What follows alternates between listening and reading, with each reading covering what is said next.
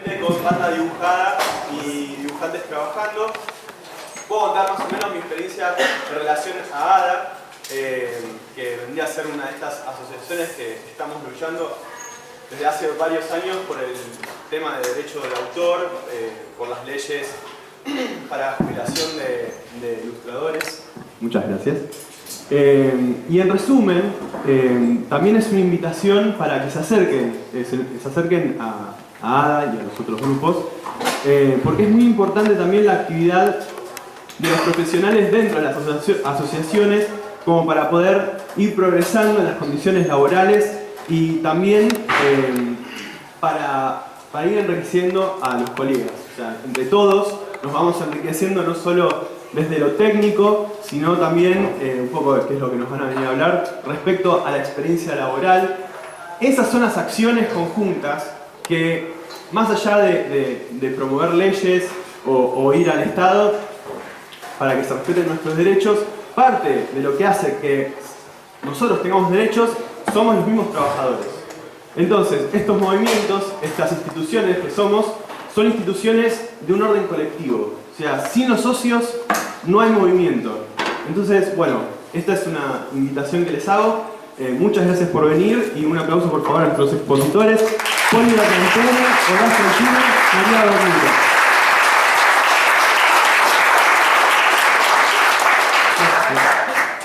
Bueno, muchas gracias, buenas noches a todos. Aprovecho, más allá de lo que acaba de decir Sebastián, queremos aprovechar la oportunidad para agradecer a la gente de la Alianza Francesa que nuevamente nos apoya, nos acompaña y a todo este tipo de acciones, ¿no? Y bueno, en segundo término, no solo agradecerles a ustedes por su presencia, ya habla muy bien, digamos, del interés que despierta este tipo de charlas.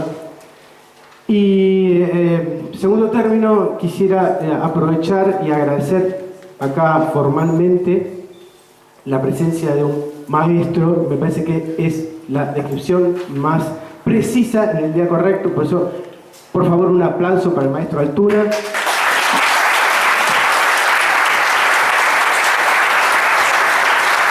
Que la verdad, generosamente él digamos, nos acompaña en toda esta movida y la verdad que ha hecho interesante su estadía en estos días, porque muchos estamos aprendiendo un montón de cosas y la intención es que ustedes hoy salgan, no sé si exactamente con respuestas, también con muchas preguntas, que eso es lo que también necesitamos. Y que al tener esa inquietud traten de buscar mucho más respuestas, ¿sí? No sé si quieren empezar de a poquito, contar algo. Estuvimos viendo cómo arrancar esto, pero porque hay mucho para hablar. No tenemos moderadora, así que nos vamos a auto. Exacto. Lo más prolijamente que podamos. No sé si le damos la palabra a Altuna. Hola a todos. Esto de que me presenten así de esta manera es casi... me desconcierta un poco y por el otro lado, por supuesto que es muy gratificante. Lo único que quiero decir, ya aprovecho ya que empiezo, es que con el padrinazgo que me ha otorgado Comicópolis y con esa responsabilidad que tengo que asumir, ¿no? Y con la honra que supone ser el sucesor de Quino en ese padrinazgo, es importante que se sepa que esto que hace Comicópolis es poner el foco de la atención en autores pertenecientes a la cultura popular. De manera que esta charla tiene que ver con esa filosofía y de poner en conocimiento de la gente, de nuestros lectores y de los colegas, los colegas sobre todo que no están todavía incorporados al mercado, poner la atención en que detrás de cada personaje, detrás de cada viñeta, de cada dibujo, hay un tipo que tiene que pagar la verdulería y tiene que pagar los insumos diarios, y que por el otro lado tiene mucha lucha por delante para que se les reconozcan derechos y para que se les reconozca su lugar como trabajador, con la dignidad que tiene que acompañar ese reconocimiento como trabajador. Entonces, para eso están las asociaciones, la Asociación de Dibujantes de Argentina, Dibujantes Trabajando, Banda Dibujada y el Foro de Ilustradores. Son gente que se han reunido en entidades para mejorar esas condiciones de trabajo de los dibujantes.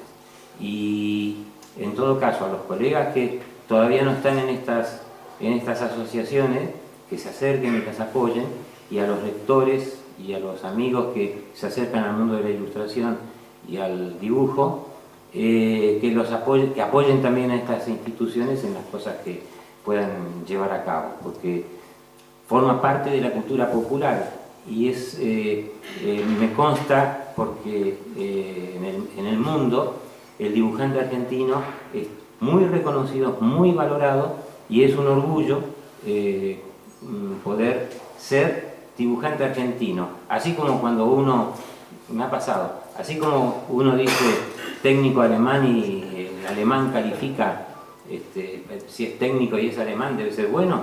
Bueno, cuando se dice dibujante argentino pasa lo mismo. Bueno, le paso la posta. Ahora ya. No, bueno, entonces con la pregunta de la de ¿Cómo arrancar? Eso, ¿y ahora? No, nos planteábamos antes, estuvimos tomando un café y una de las preguntas era ¿cómo empezaste? Entonces Paul tiró la pregunta y bueno, nos propusimos a cada uno contar brevemente. Lo mío empezó en el 94 ilustrando textos de manuales y seguí trabajando en lo mismo o parecido o similar sin darme cuenta de que podía hacer otra cosa que me gustara mucho más hasta el 2006, momento en el que hice el primer libro porque se me dio la gana, como se me dio la gana, y tuve cabida en una editorial. Eso cambió absolutamente el rumbo de mi trabajo profesional. ¿Por qué? Porque empecé a hacer lo que se me dio la gana a partir de entonces y no quise más hacer a pedido. Y básicamente porque eso me permitió por primera vez tener un contrato. Entre el 94 y el 2006 no tuve un maldito contrato. Básicamente esa fue mi carrera hasta acá. Hoy en día elijo qué hago y trato en lo posible de no hacer trabajos que no me gustan, aunque vivo de esto. 3 minutos. Va Horacio. No, dejamos porque acá Horacio ya sabe que tiene para contarnos, ¿no?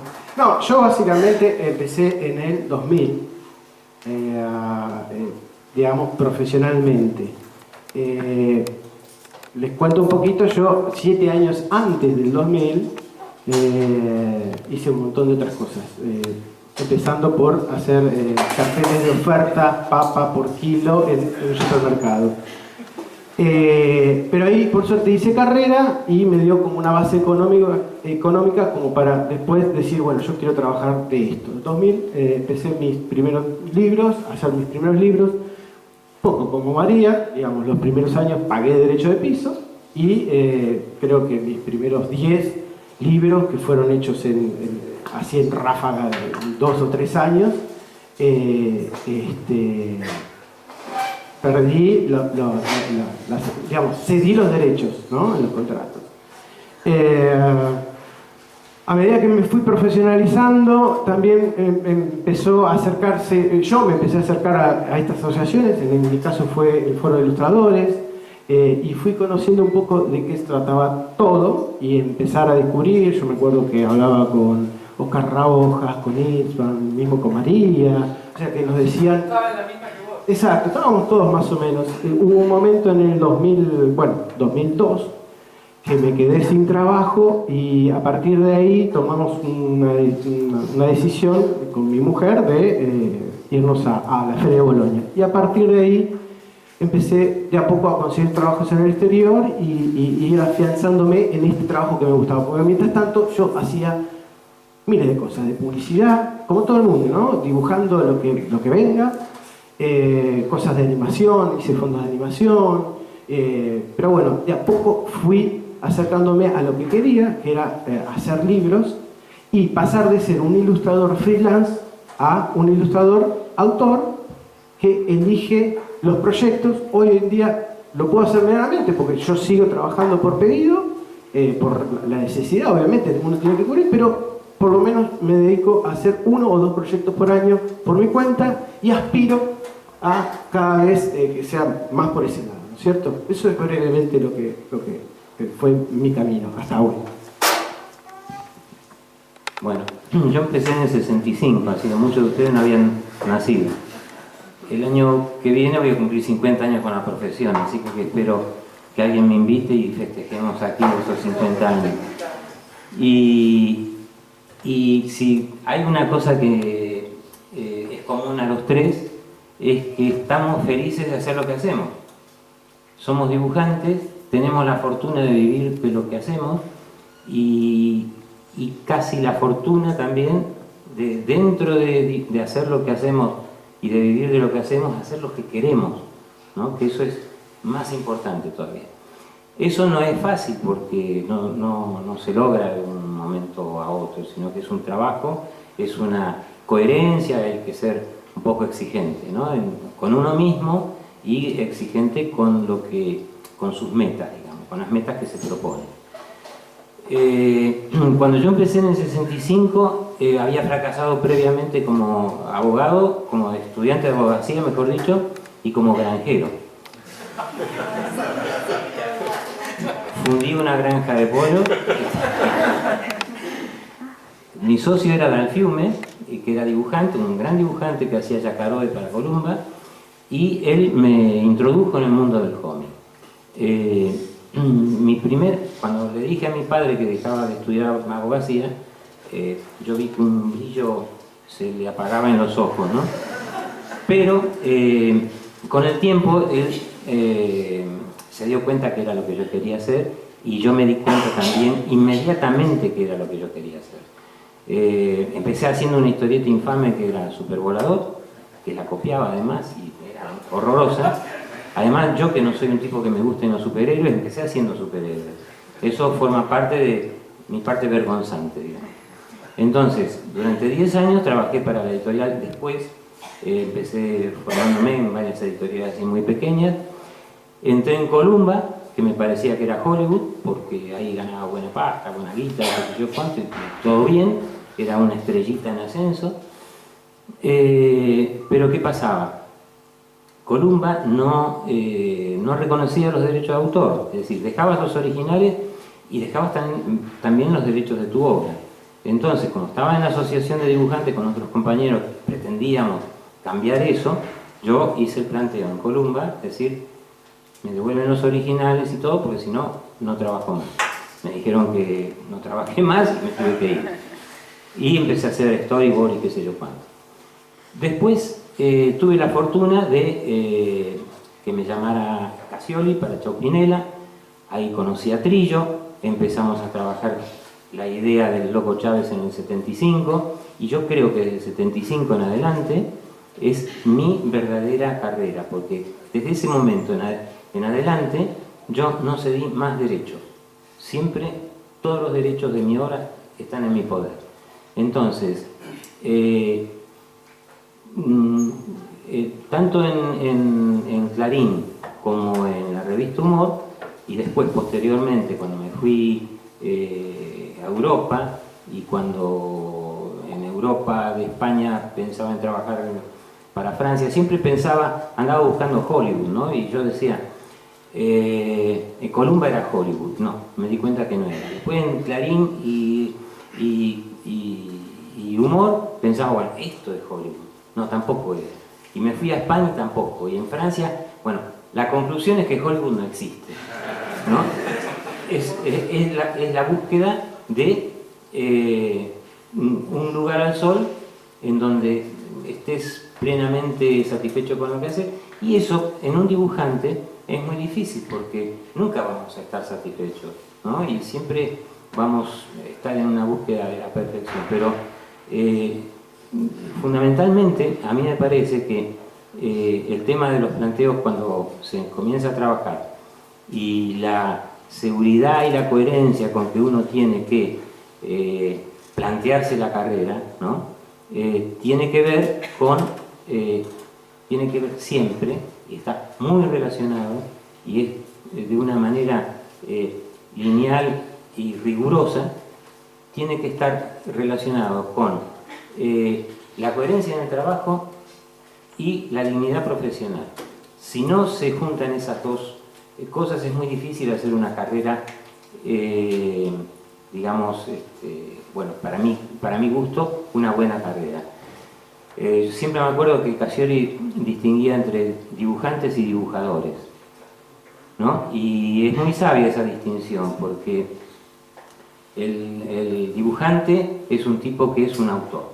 El dibujador es un tipo que llena espacios, ¿no? Entonces, yo espero, quiero y me gustaría que los colegas que están acá y los que todavía no han comenzado en el mercado, porque hay gente joven que todavía no están en el mercado del trabajo del dibujo, se lo planteen de esa manera, que no sean dibujadores nunca. Y bueno, sigamos. No, pero está bueno porque de alguna manera ya... no, pero yo acá engancharía una pregunta que tenía, ¿no? Que, digamos, Horacio acaba de contestarla. Que, digamos, si te parece, María, seguís vos, a ver qué te parece a vos que es necesario para convertirnos en profesionales. A mí me gustó mucho esto de la coherencia, el criterio, pero ¿alguna otra cosa más? Me quedé enganchada justamente con esto que decía Horacio, la diferencia entre dibujador y dibujante, autor, ¿no? De estar al servicio de un poco, eso fue lo que a mí me pasó durante mis comienzos. Yo era una hacedora, incluso hasta, no te digo que copiaba estilos así a rajatabla, pero lo hacía. Y haceme algo dentro de... Eso fue lo que me cansó y eso es lo que yo no quería. Y creo que de verdad pude convertirme en algo, en autora. Así, yo me siento así ahora y siento orgullo por lo que cada dibujo que sale. ¿El orgullo en qué consiste? En que lo veo después impreso y no me da vergüenza. No hablo de que ay, estoy feliz y no me da vergüenza, por lo menos eso, cosa que no puedo decir de los años anteriores. Entonces creo que es fundamental ser muy exigente, muy autocrítico, pero sobre todo respetar las ganas, el deseo, y no seguir modas, estilos, porque crean que es lo que va a vender. Ese es un tema. O sea, si uno está haciendo esto para vender, salimos a vender soquete, pero estamos haciendo algo que sale de adentro. Entonces me parece que muy importante, sobre todo eso, sentir que lo que estás entregando, estás mínimamente orgulloso, conforme, que no estás, ay, bueno, sale, ¿no? Ese lado.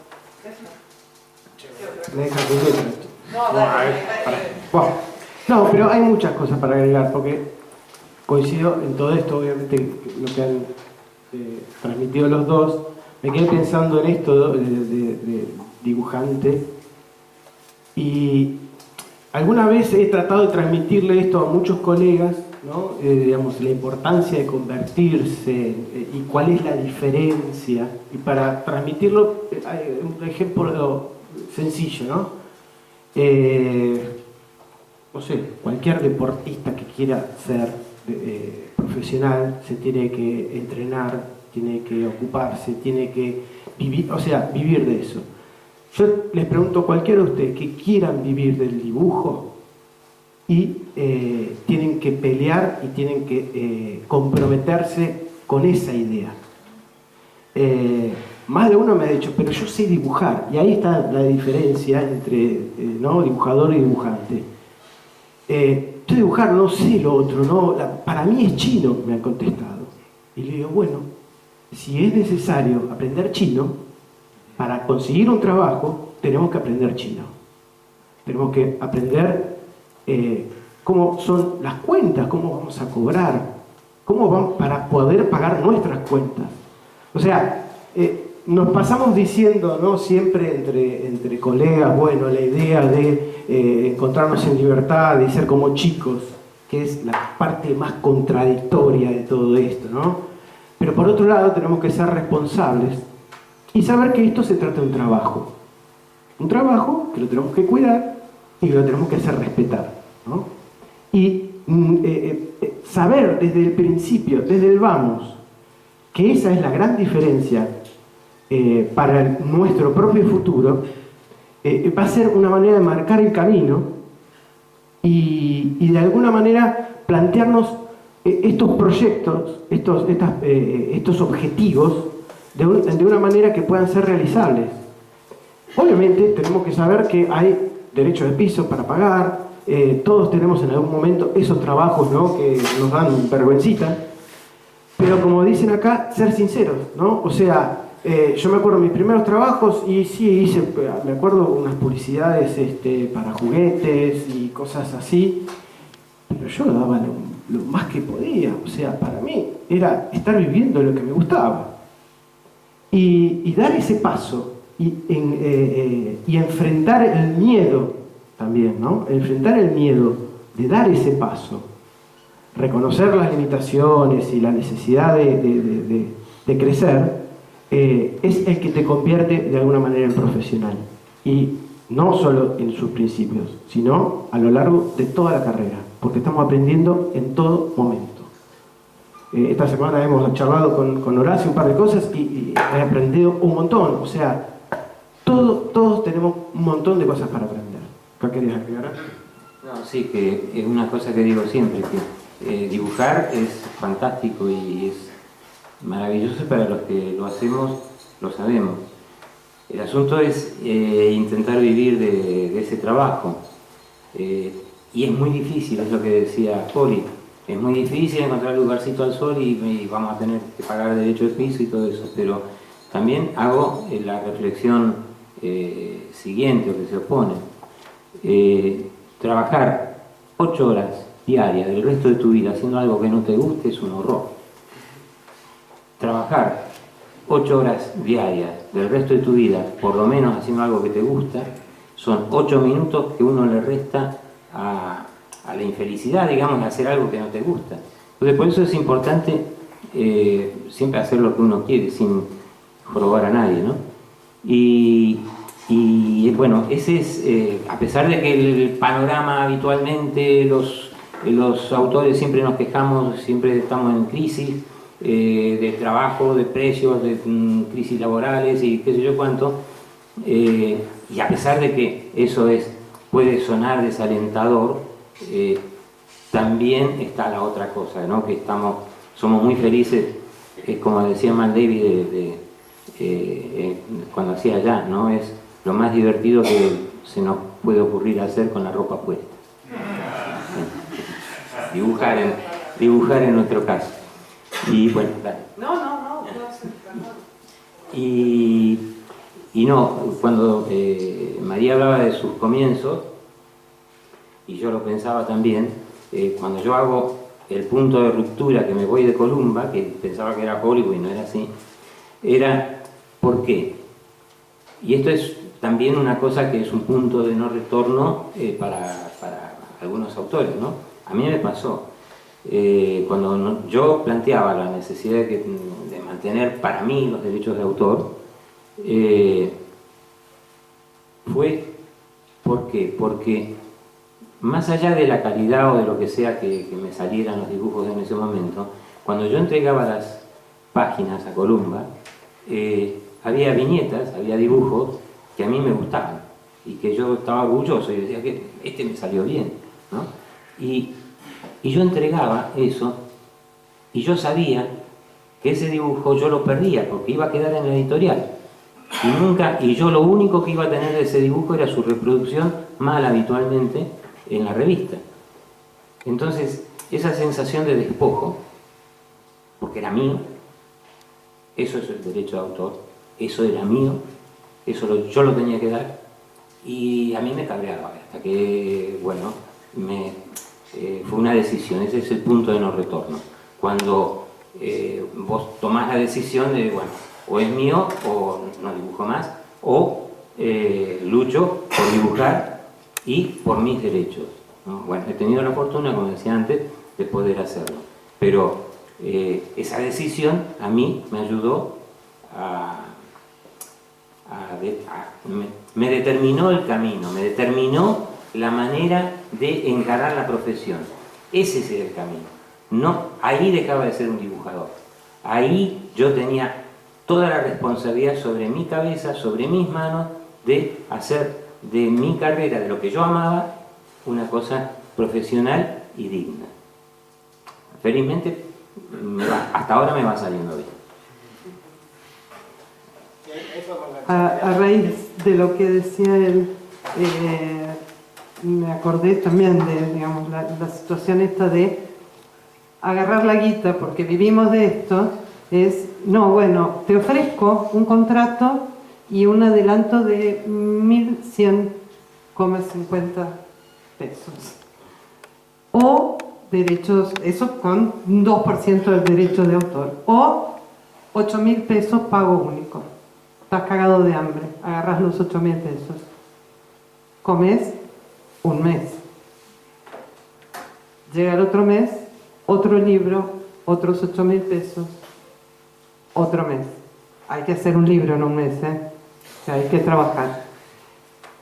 Esa es la ecuación que hacemos cuando estamos muertos de hambre, queremos el laburo, queremos la guita y seguimos andando.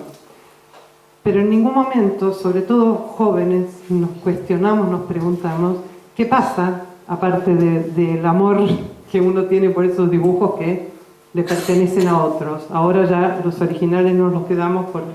Antes yo perdí también mucho como vos.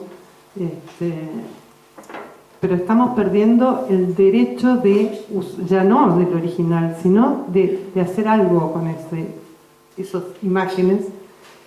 Si uno firma un contrato, recibe un adelanto de porquería, pero ¿qué pasa? A la larga, esa plata vuelve, uno cobra, y ese libro es de uno, sobre todo es de uno, le pertenece, es muy importante. Entonces, sobre todo tiro esto para despertar cabezas en cuanto a no, pero los 8 lucas que me dan como pago único me cierran. ¿Qué hago con 1.500 pesos en un mes o con 1.000 pesos? Nada, es cierto, es una elección. No cagarte de hambre hoy y mañana no. ¿Por qué? Porque vas sumando libros. Un contrato, otro contrato, otro contrato. Cuando tenés 5 contratos, ya no es lo mismo a 2 veces por año cobrar unos mangos. Y sobre todo, ese libro es tuyo. Una vez que cierres ese contrato, pasaron 7 años, no tenés más contrato con esa editorial, no te gustó la editorial, te lo llevas a otra. Es tuyo. Eso es absolutamente importante. Pero sobre todo, esto, a mí lo que me despertó es cuántos años yo trabajé, por lo menos, por el mango. Y la autoría y el amor por lo que estaba haciendo, nada. Y me pasó lo mismo. Yo empecé a sentirme que mi carrera, que mi laburo, que todo cambiaba el día que de verdad me adueñé de eso. Han pasado libros que ganaron premios, pero claro, yo era la ilustradora, era como el plomero, era lo mismo. Entonces, el libro ganaba un premio, el escritor o escritora ganaba un premio, y a mí nadie me avisaba. ¿Por qué? Porque eres la ilustradora y no estaba en el contrato. Es muy loco, pero es así. Y bueno, la realidad es, a mí ya no me interesaba el camino que seguía ese libro, además. Pero bueno, sobre todo quería hacer hincapié en esto del contrato y el pago único. No, yo me quedo en la misma, o sea, porque estamos hablando de decisiones. Y en todo momento tenemos que tomar ese tipo de decisiones importantes. A mí también me ha pasado lo mismo, porque hay momentos que te das cuenta, como hay momentos que no lo ves. Yo tengo que decir, por ejemplo, en mi caso, aparte de que me pasó lo mismo que ellos, una decisión importante en mi carrera, que en su momento, digamos, es como que no lo nota tan importante y cuando lo ve de lejos, dice, uy, esto es bisagra en mí, porque es lo que va a marcar mi camino, como decía Horacio. En mi caso fue que después de unos años de estar trabajando, y les va a pasar a muchos, ojalá, que si empezás a enganchar podés tener posibilidades, y si haces bien las cosas, de hasta poder ser productivo. En un momento todos empezamos a pensar en cómo juntar plata para poder vivir de esto, ¿no? Y tuve una temporada donde trabajé con un asistente, Gerardo Baró, hoy es un gran colega también, y hubo un momento que me estaba dando cuenta que esto no era lo mío, que me estaba encontrando trabajando no solo para Gerardo, sino que, o sea, tenía que tomar una decisión, o me convertía en un tipo que tenía una especie de agencia con 5 colegas ilustradores que podía hacer plata, o contar con lo único que puedo hacer con estas 2 manos. Y elegí quedarme solo. Elegí la calidad, en mi caso, ¿no? Elegí el camino del autor y no de la marca chorizo, ¿no? Son decisiones siempre particulares, eso también hay que marcarlo, ¿no? Son muy personales, porque no está mal tampoco lo otro. ¿Se entiende eso? Eso es muy importante remarcarlo. Pero yo le cuento desde mi experiencia, yo tenía esa inquietud. Yo quería no tener un estudio y estar dirigiendo gente. Lo he tenido hasta estudios de animación, pero yo quería dibujar. Mi amor es estar en el tablero. Y así todo, a veces nos cuesta estar en el tablero. Por esta cosa, ¿no?, de que nos estamos comprometiendo y nos encontramos con que, bueno, que la familia, que las obligaciones, que hacer esto, que pagar el monotributo, que ir a la editorial, que el contrato, que esto, que el otro, terminás no trabajando tanto como quisiéramos. Pero así todo, tomar esas decisiones son muy importantes y no van a ser únicas.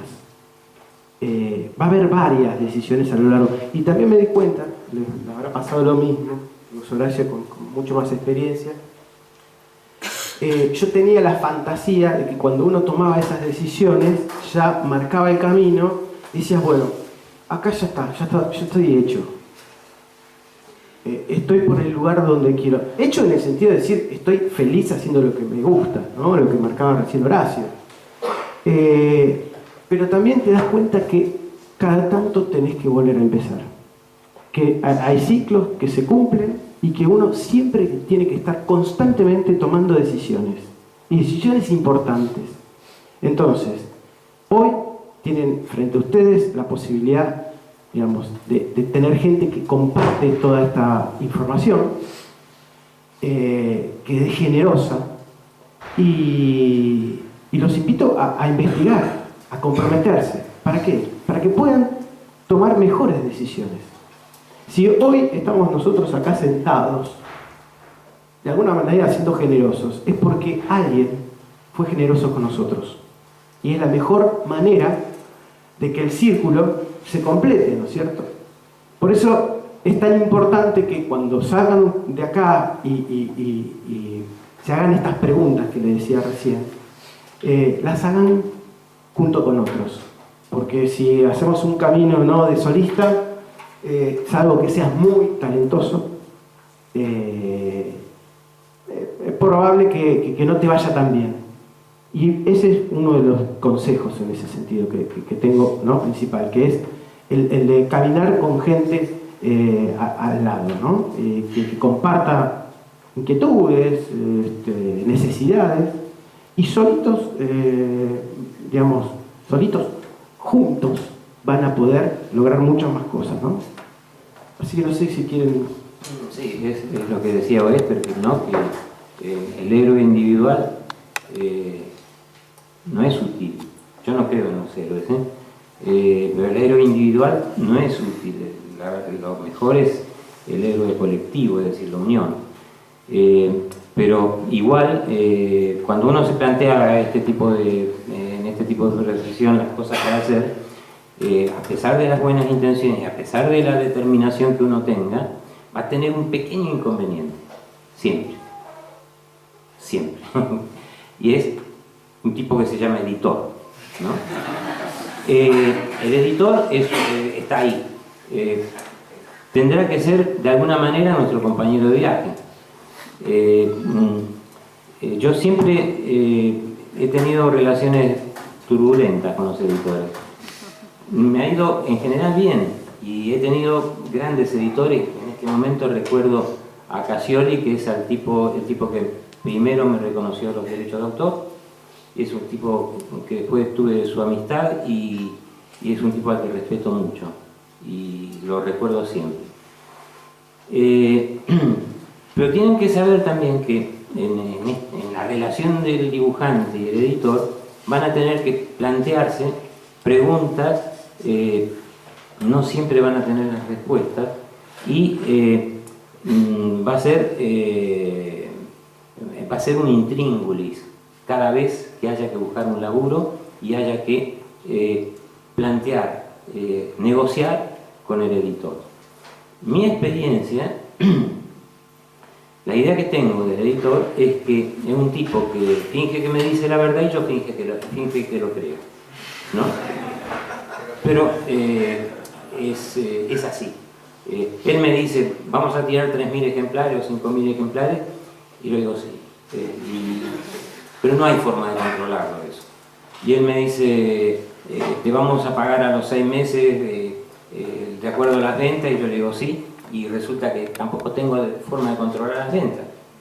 Es decir, no hay manera en este momento sobre papel de tener una idea clara de cómo se conduce, cuál es la mejor forma de establecer una relación de igual a igual con un editor. Lo que tengo claro es que jamás tiene que ser la relación de un empleado con un empleador.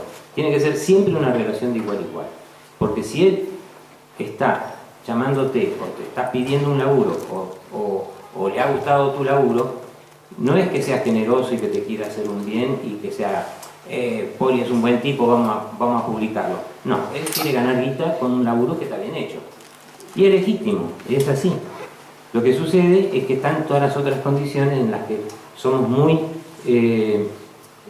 desconfiados, digamos, ¿no es cierto? Con razones, con respecto a los tirajes, con respecto a las ventas y todo eso. Yo he tenido un solo caso, y hace poquito, de relación directa con un editor y que me ha ofrecido el 50% de los royalties y me los ha pagado y que es para mí es ejemplar, ¿no? Es Hernán Casiari, de la revista Orsay, y que con él publiqué un solo libro. A ver, doy un ejemplo.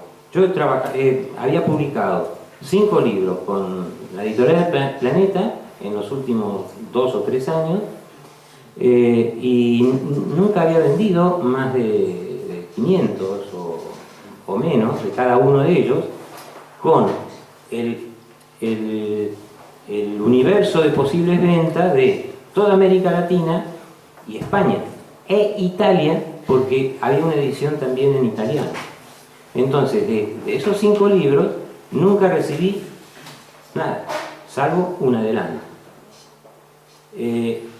Casiari publica Cuadernos Secretos y en un mes y medio agota 1.500 ejemplares. ¿Qué me quería decir? Que los otros me estaban cagando. Es muy simple. Es 2 más 2. ¿Cómo puede ser? El universo de posibles lectores de Casiari eran muchos, pero eran 6.000 suscriptores que tenían la posibilidad, bueno, que sabían de mi presencia en la editorial y muchos más que podían verlo a través de internet, pero eso era el universo de Cassiari, no el universo de Planeta de Agostini, que es una empresa, la más grande editorial española. Entonces, a ver, está claro, ¿no? Que va por ahí el asunto. Ahora se ha reeditado el libro, ahí está Silvia con los libros, si alguien quiere comprar algún librito mío, están ahí. El asunto es que el planteo que uno se tiene que hacer cuando va a discutir por primera vez un contrato o va a charlar con un editor, más allá de las necesidades, cada cual tiene que saber qué es lo que puede y qué es lo que no puede, hasta dónde puede negociar, cómo puede hacer valer sus derechos. Pero lo que tienen que tener en claro todos los colegas, futuros colegas y colegas que ya están en el mercado, es que el camino del dibujante y el editor son caminos paralelos que no se juntan nunca y que hay razones para desconfiar, ¿no? Pero no todos los editores son cretinos, pero yo conozco mucho.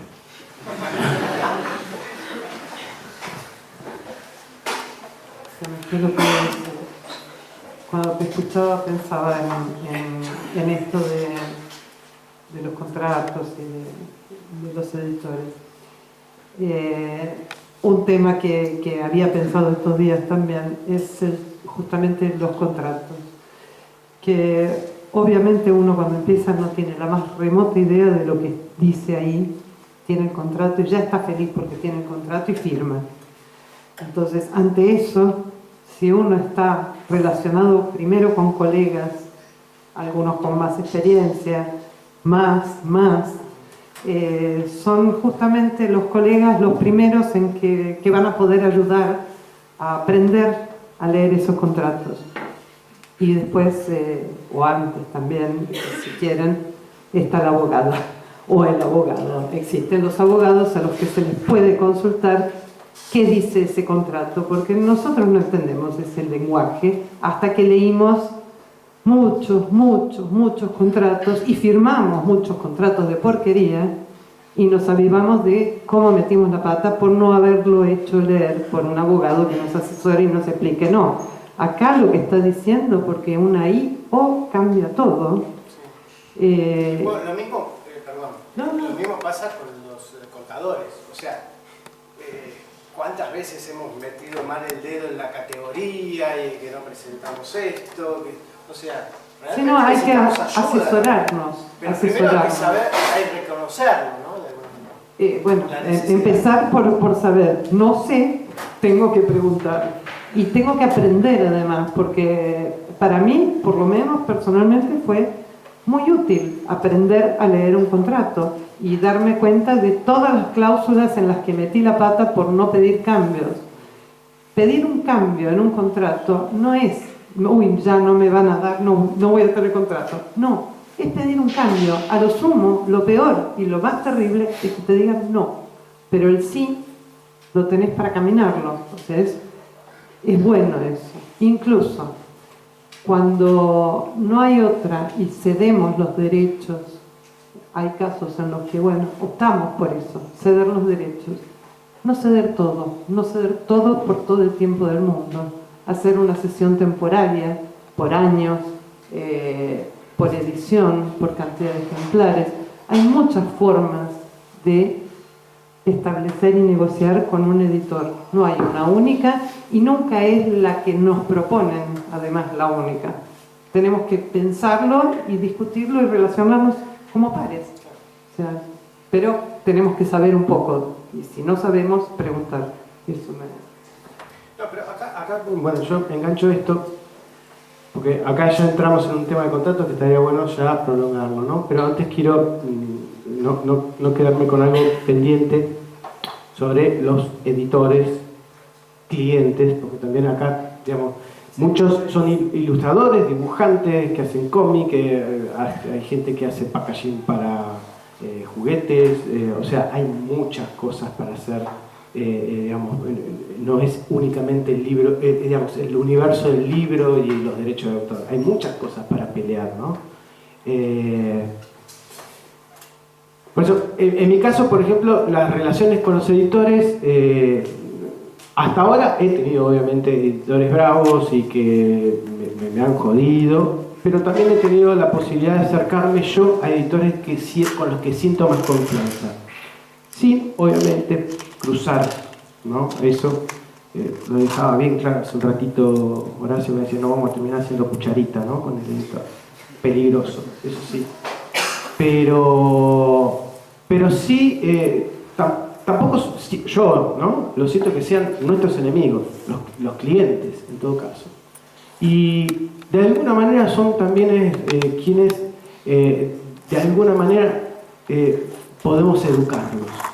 O sea, a medida que nosotros vamos aprendiendo, transmitirle nosotros esas cosas, las cosas que necesitamos, a los editores, a los clientes.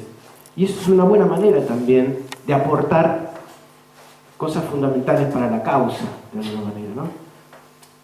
Por ejemplo, en el tema de contratos, esto que hablábamos, ¿no? De cómo se ve, hay como una cuestión como estigmatizada para los que escuchan la palabra, tengo que firmar un contrato, ¿no? Como si lo firmáramos con Fausto. O sea, en realidad, el contrato es un acuerdo entre partes. Es que es lo que nos deja más entre pares. O sea, vos tenés una cosa, yo tengo otra. ¿Cómo llegamos a un acuerdo para que nos sirva a ambas partes? Suena de otra manera, ¿no es cierto? Que tengo que ir a firmar un contrato. Porque, como suena, es la editorial nos pone esto, firma porque si no te quedas sin trabajo. ¿Que es real? Es real. No somos ningunos tontos en ese sentido. Están las editoriales y las empresas que dicen, si no firmas esto, tengo 20 monos más atrás mío que te están esperando que pueden agarrarlo. Y gratis. ¿Sí? Pero ahí es donde... Pedirlo antes. Bueno, eso son cosas... Bueno, hay un montón de cosas para tener en cuenta, ¿no? Porque uno también... ¿qué es lo que de alguna manera nos convierte en profesionales, ¿no? Tener esa entrevista o un trabajo, ¿no? El momento es sencillo. Muchos colegas de repente me dicen, agarré un laburo, me pidieron tal editorial que haga esto. Oh, qué bueno, ¿cómo es el contrato? ¿Sabés cuánto te van a pagar? Ah, no sé, pero el proyecto está buenísimo. Es mi primera oportunidad. No, empezaste mal. Entrar preguntando, digamos, o sea, es lo que nos corresponde. El viejo Brescia, que es algo que yo admiro mucho, tenía siempre la cosa que contaba, la anécdota, que a él le causaba gracia que venía el plomero a la casa y por X cosas, bueno, le voy a cobrar esto. Y uno religiosamente aceptaba, ¿no? O podía averiguar otro presupuesto. Pero nosotros es como que porque nosotros hacemos lo que nos gusta, tenemos que esperar a que alguien reconozca nuestra labor y que se digne a pagarnos lo que ellos consideran que nos tienen que pagar. Y ese es un error, un concepto. Una cosa que decía Horacio, ¿no? Sobre sobre un poco cuál es el pequeño problema, que son para él los editores. Yo le agrego una cosa, que acá Mariela es una abogada y lo ha dicho y que ha quedado grabado.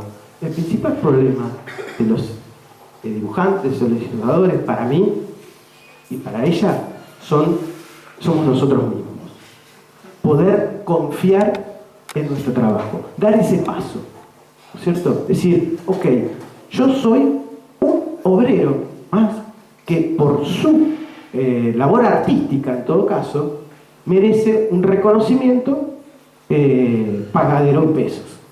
Porque es así, trabajamos de esto y queremos vivir de esto. Entonces, desde el momento que empezamos a verlo de esa forma, es cuando podemos concentrarnos en plantearnos objetivos, plantearnos estrategias, estas decisiones que hablamos recién, ¿cierto? y que bueno, ahí me parece que es donde tenemos que empezar a apuntar. Estaba bueno el tema de los contratos, no sé si digamos, contratos, presupuestos o cosas así, me parece que digamos, Pero saber estaría las bueno. condiciones antes de empezar. ¿Cómo? Saber bien las condiciones. Bueno, antes no sé de si... empezar a dibujar. Claro, bueno, sí, eso es vital, porque de hecho, las condiciones, ¿cuáles son las condiciones? Porque muchos dicen, bueno, que nos paguen esto. Muchas veces las condiciones es también el tiempo. El tiempo es dinero también. O sea, como que hay que tener en cuenta todas las tangentes posibles. No solo se trata, bueno, calculo cuánto es. A veces nos dicen, bueno, en un mes puedo llegar a esto. Pero un amigo mío alguna vez me dijo, cuando vos tenés que pasarse un presupuesto, no solo tenés que calcular el colectivo que te salió ir hasta la entrevista, sino ir mucho más atrás. Los años que le dedicaste a estudiar, en el caso de Bellas Artes, cuando iba en el tren y que te morfaba 5 años yendo a la noche mientras que trabajaba, eso también ponelo en la balanza. Y ahí se ve de otra manera, ¿no es cierto? Ahí tenemos otra espalda, ahí empezamos a creer en nosotros. Por eso, digamos, cuando vemos todo eso y lo incorporamos de una manera natural, como que ya, bueno, ok, ahí sí nos empezamos a sentir de igual a igual. Pero yo estoy seguro que todos han hecho sacrificios para llegar hoy hasta acá.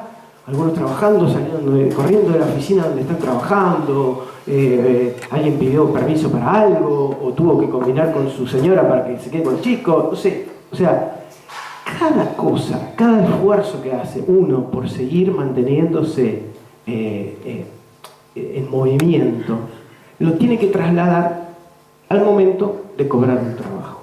Eso me parece que es una cosa vital, ¿no? Empezar a cobrar carísimo ahora. Bueno, acá tenemos a alguien. Horacio Max. ¿Sí? ¿De qué hablan? Pero el tema de los contratos es, he leído tantos y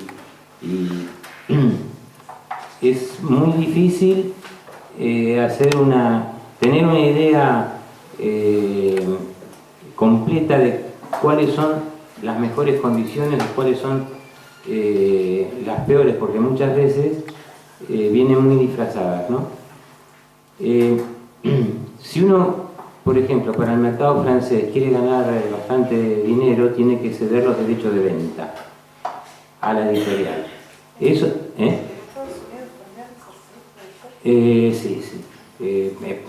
Si haces superhéroes o trabajas para el mercado francés para ganar buen dinero, tenés que ceder los derechos de venta. Y además ceder los derechos para todos los soportes, para todos los idiomas, para todo. Bueno, es una... ¿Tiempo indeterminado? Y para el mercado francés hay un articulito que te dice, bueno, cede los derechos de venta de acuerdo al artículo tanto del Código Civil, no sé de qué es. Pero ese artículo dice que los derechos de venta se ceden hasta la muerte y 70 años después de la muerte del autor. Es real, ¿eh? ¿Qué significa ceder los derechos de venta? ¿No tenés precio de tapa? No, es dejar a la editorial o a la gente, que es la editorial, el derecho a vender el trabajo que has entregado. Vos no lo podés vender, lo tiene que vender la editorial.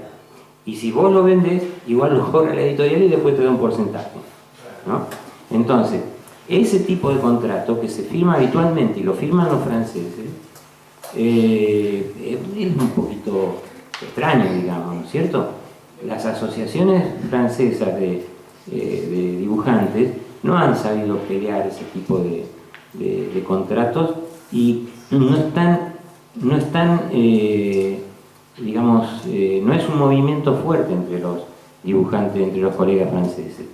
Está la Maison des Illustrateurs, que es como un club de amigos, y hay un sector, que serán 200 dibujantes, que están reunidos en el sindicato de compositores de música, como un apéndice, que están luchando por los derechos de todo el gremio, pero son 200.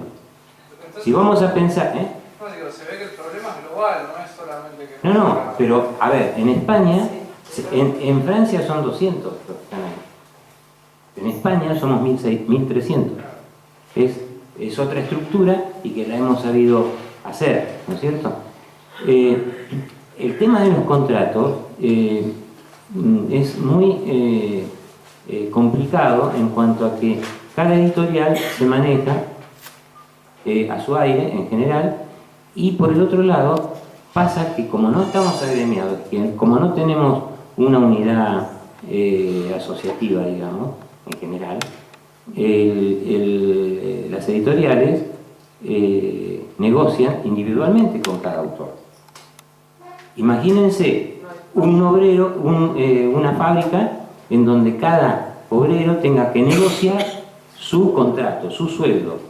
Sería un infierno porque no habría una unidad de acción y de pretensiones remunerativas, ni de derechos, ni de nada. Entonces, al negociar individualmente, siempre se está en una especie de descompensación en cuanto a las posibilidades. Uno va a buscar trabajo y el presunto empleador tiene las condiciones como para dártelo o no. Y como decía Poli, hay muchas, como no todo el mundo tiene trabajo, hay mucha gente que quiere lo mismo que uno quiere.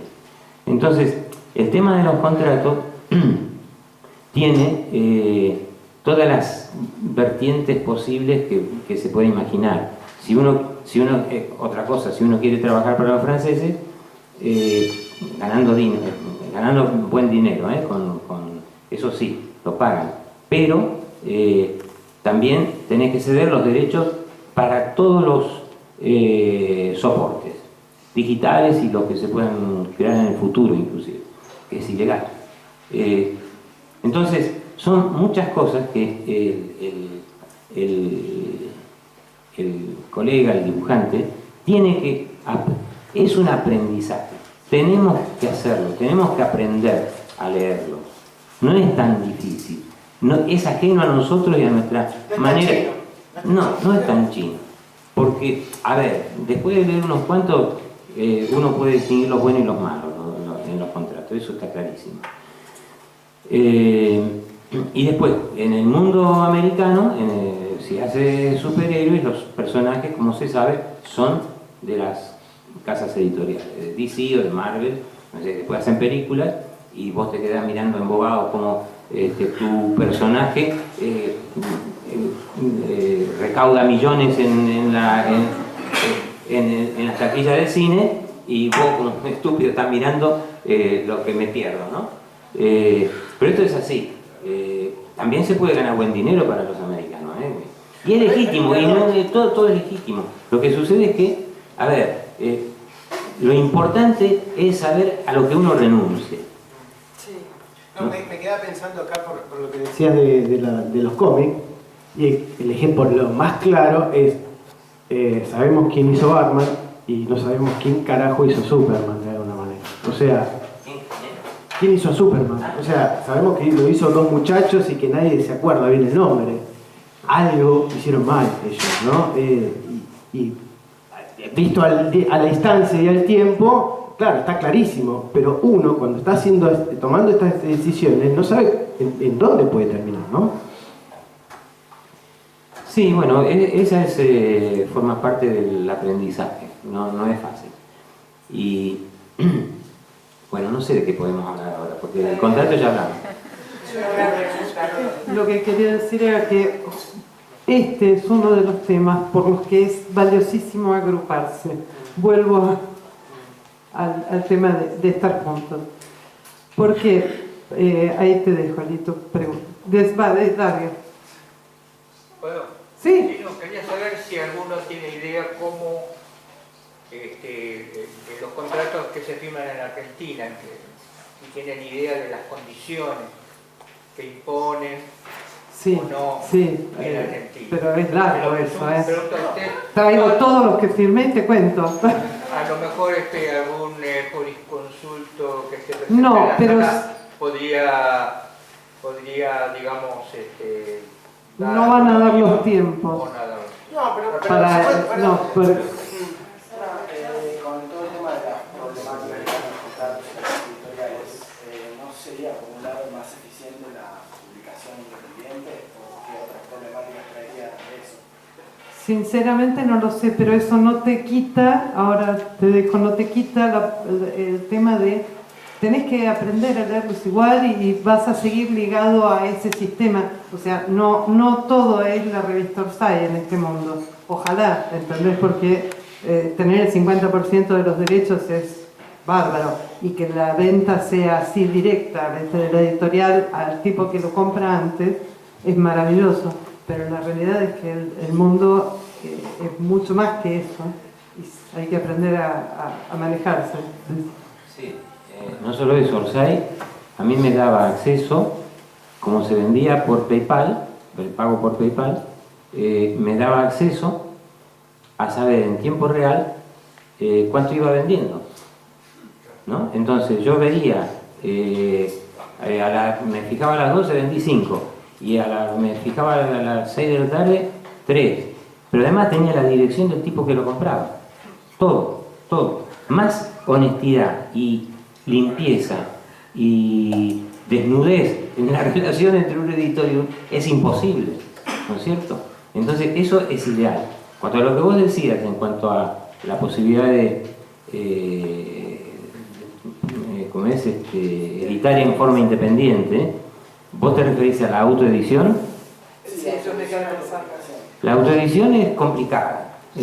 Hay una cosa que se está usando mucho, que es el crowdfunding, ¿no? Y tenemos colegas, Jorge González, que ha publicado un libro que ha ganado más guita también que publicando con las editoriales normales, ¿no? Y vendiendo 250 libros, nada más.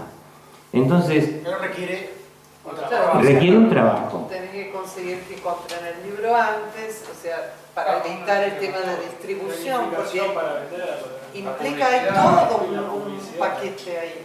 Se hace cargo de todo lo que la editorial Exactamente, estaría haciendo una sola persona, hace trabajo por ahí de 20.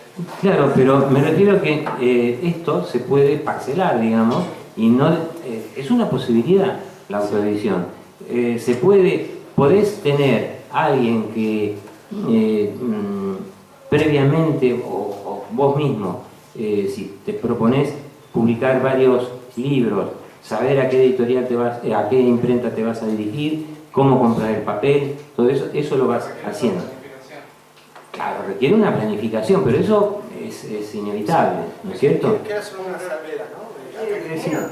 ¿Cómo? Bueno, no, estos sistemas que nombra él son de gente que pone la plata apostando a ese proyecto y va a recibir a cambio el libro.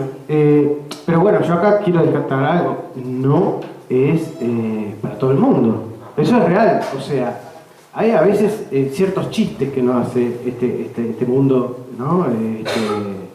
Capitalista. De alguna manera, bueno, ya que estamos con el caso de Orsay, digamos, si Hernán no pasaba por ciertas editoriales, quizás no lo conocían tanto, lo que después iría a su blog y conseguiría un montón de seguidores y que, o sea, hay sistemas donde uno puede ir incorporándose y que uno tiene que estar investigando porque constantemente aparecen nuevas maneras de comercializar, de publicar, de autoeditarse, ¿no? Recién comentábamos, por ejemplo, con María, una de las cosas que está cambiando en el mercado desde hace años y que, bueno, digamos, acá como que tenemos un par de generaciones que lo pueden ir comprobando. O sea, en los tiempos de Horacio, todo eso se mostraba, digamos, para conseguir un trabajo, claro, pero de alguna manera lo que se hacía era entregar una carpeta, mostrarla en vivo para poder conseguir un trabajo. En cambio con María ya, claro, con María nosotros ahora empezamos, yo llegué a mostrar carpetas, pero en los últimos años ya no es necesario. Tenés internet, tenés otras maneras de mostrarlo. Perdón, uno puede hacer las mismas cagadas con Exactamente. internet que con una carpeta. Exactamente. Entonces, es como que uno se tiene que ir adaptando a todo este movimiento que los mercados por sí solos se van, digamos, transformando, ¿no? No sé, yo, digamos, me quedé, perdón, que retomo algo con la pregunta del hito, porque es un tema interesante, claro. Que se pueden tirar algunas puntas, que me parece, porque yo creo que tenemos que considerar que hay gente, digamos, a ver, hagamos una prueba, levanten la mano los que nunca hicieron un contrato en su vida. Es una gran mayoría. No todos, pero en una gran mayoría. Entonces, si yo les digo que son derechos subsidiarios, subsidiarios, ¿Qué son? muchos no lo saben, ¿qué es el tema de los idiomas, de los territorios? ¿Qué cosas? Son derechos subsidiarios, no contesta. Derechos subsidiarios son los derechos que de alguna manera cedemos a terceros. ¿Me equivoco? ¿Está mal hecho? Sí. Puede ser una variante, pero acá tenemos una abogada que nos puede decir exactamente lo que es el derecho subsidiario. Son como el objeto principal del contrato, que es la edición del libro. Los subsidiarios serían otros objetos secundarios que coediciones, por ejemplo. Como por ejemplo hacer una película, traducir, coedición o tercero. O sea, es como una cláusula que te viene abrochada, te propone una cosa y cuando firmas el contrato viene otra serie de opciones donde la editorial actúa como agente, no como editor. Exacto, y que se cobran, se reparten porcentajes, sí. ¿No? Que la editorial te cobra. A la editorial como tu agente exclusivo para negociar otros derechos en relación a la obra distinta a la edición del libro. ¿Se entendió? ¿Más o menos? O sea, a ver, acá hay una pregunta. Pero el ejemplo de la película es un buen ejemplo. Merchandising. Claro, trasladan. Tomar más. Es un comentario sobre una ilustradora que también dando una charla hablaba sobre los contratos y habían intentado vender un libro a Italia y no solamente cedía los derechos totales para todos los idiomas y todo lo que comentaron sobre el libro, sino que el libro se trataba de gatos, eran unos dibujos de gatos. Cedía los derechos sobre cualquier otra obra que hiciera con gatos. Con gatos. O sea, nunca vas a poder dibujar un gato en su vida sin cederle. Bueno, se dan cuenta de lo que puede llegar a pasar, claro. No salen más gatos del lápiz. No. Claro. Y después, bueno, por ejemplo, podemos hablar sobre los derechos morales, los patrimoniales. O sea, hay un montón de cosas que tenemos que ir conociendo. Acá levantan un par de manos. Sí. Otra que te ve que ahora las editoriales, al ser grupos editoriales, cuando vos firmás un contrato con una, se amplía a todas las otras editoriales y a todo. Ahora son multinacionales y terminás vendiendo un libro acá. Uno firma con una editorial. Digamos, si yo firmo con una editorial que pertenece al grupo Planeta, a mí me importa tres pitos a qué grupo pertenece. Yo las condiciones que pacto, lo pacto con la editorial. La editorial es la que está legalmente habilitada para hacerme un contrato, si no, sería un contrato de Planeta conmigo, por ejemplo, ¿no es cierto? Pero en ese sentido creo que es así, ¿no es cierto? Lo que se hace en general es que se pacta que cualquier empresa, grupo editorial, tiene que respetar las condiciones de ese contrato. Porque antes lo que hacían la trampa era cedérsela a alguien del mismo grupo y decir que es una venta a un tercero y pagarte la mitad. Claro, entonces ahí está. Hay que respetar las mismas condiciones. Ahí está el saber leer el contrato y no aceptar esa condición. Eso es. Sí, parte de la negociación. Mariela es gran abogada. No, pero la idea también es hacer prevención, porque a mí no me sirve que alguien venga y me dice, con este contrato de porquería, ¿qué hacemos?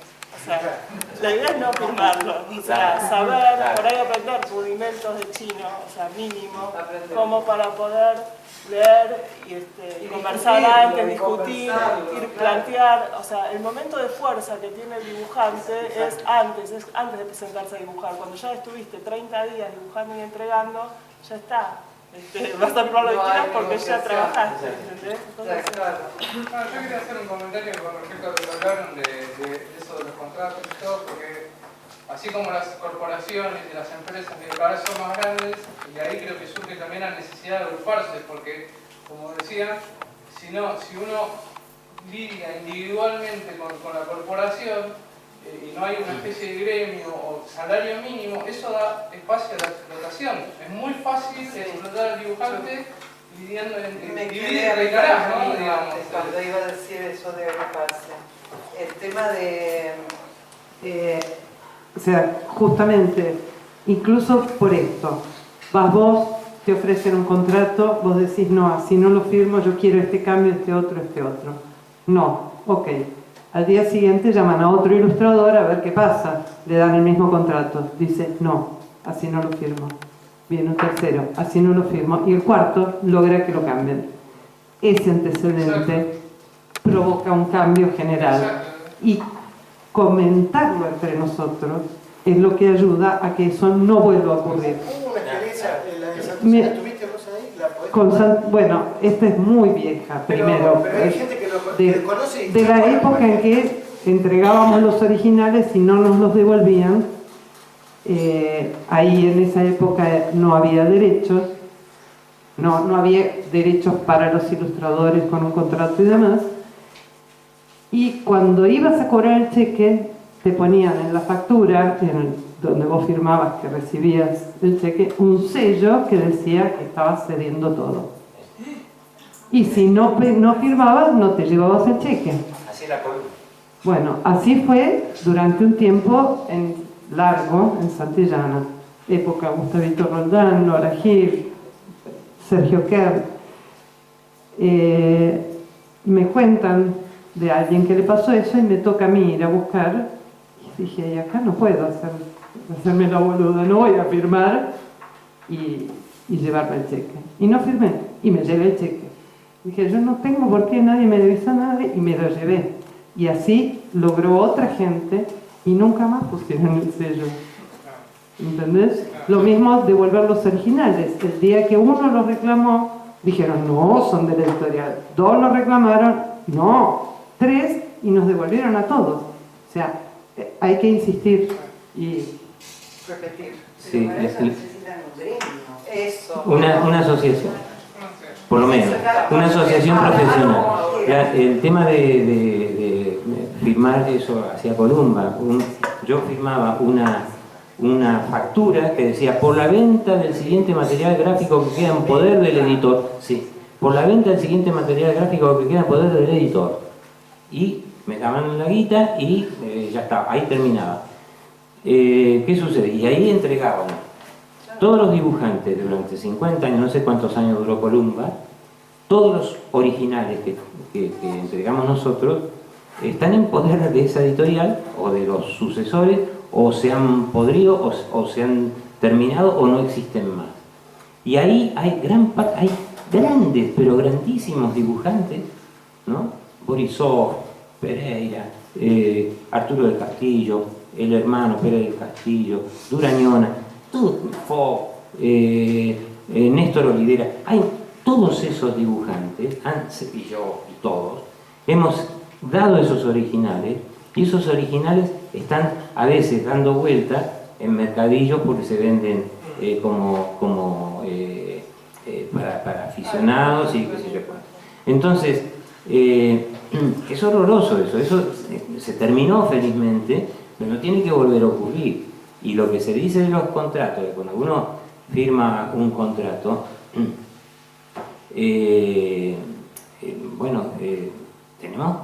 forma parte de que cuando nosotros empezamos, si un tipo empieza a trabajar en una fábrica o si un tipo empieza a manejar un taxi, tiene que conocer todo lo que tiene relación con el taxi, tiene que conocer la ordenanza en principio, ¿no? Tiene que conocer las ordenanzas de tránsito, tiene que saber. Y bueno, un dibujante, para que no lo caguen, tiene que saber cómo hacer para que no lo caguen.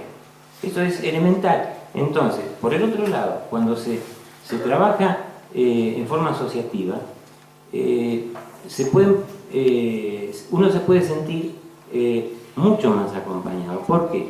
Porque si hay una editorial que está ofreciendo malas condiciones muy leoninas, por ejemplo, en España las asociaciones y la federación dice, lo dice y lo dicen 1200 dibujantes, esta editorial está ofreciendo este tipo de contratos que no son buenos porque tal y tal cosa.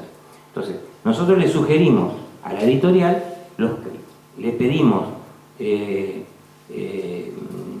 sugerimos que nosotros podemos colaborar con ellos para hacer un contrato más digno. Y habitualmente se negocia y se consigue.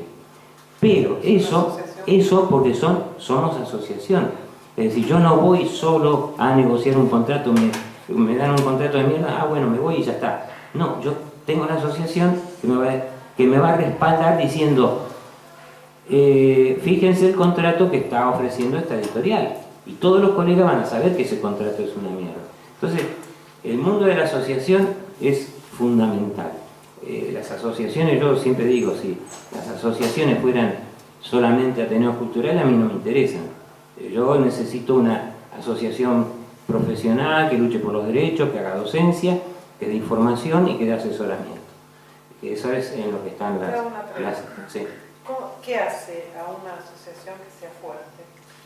En principio el número y la coherencia. El número es necesario por razones de peso específico, ¿no es cierto?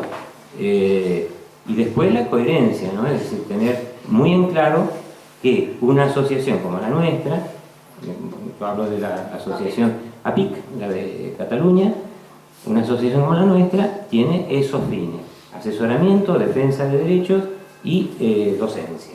Docencia en el sentido de que damos información para que se sepa leer un contrato, dónde están las trampas, hay libros que están dando vuelta por ahí, o si no pueden entrar en la página web de APIC, en donde está la versión en castellano, en donde pueden bajar todas las cláusulas que tiene que tener un contrato. Entonces, me parece que es más o menos efectivo. Y no está ayornada, no está totalmente actualizada, pero me parece que es una buena herramienta. Como estabas hablando de que tienen cláusulas sobre la Asociación de Cataluña, ¿se utilizan ese tipo de mismas cláusulas acá en Argentina? Porque por ahí, por leyes, se modifican o son internacionales. Sí, son bastante parecidas en general. Lo que pasa es que las leyes han cambiado también.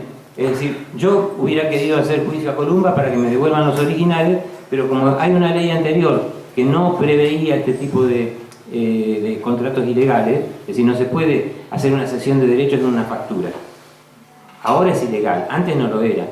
Entonces y lo hacía lo mismo la editorial Record y todas las editoriales de aquella época.